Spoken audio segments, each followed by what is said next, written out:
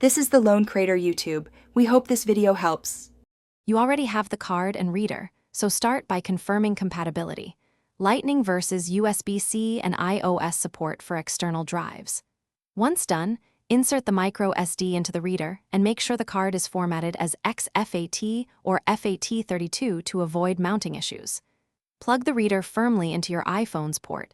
You should hear or feel a click. If your reader needs power, connect it now. This step ensures the phone can detect the accessory and prevents data errors. Once the reader is connected, open the Files app and look under Locations for the external drive name. This is how iOS exposes the card. Make sure you grant any permission prompts so the system can read and write files.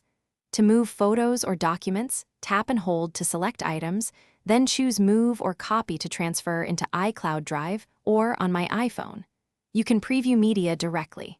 If transfers stall, check the reader's connection and try smaller batches to isolate problematic. To finish, confirm all transfers completed, close the Files app, and gently unplug the reader to avoid corruption.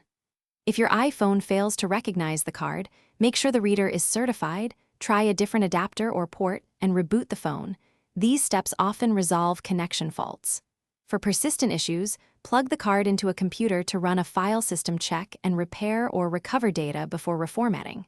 Remember, backup first, because reformatting will erase everything. Thanks for watching. Consider subscribing if we helped you.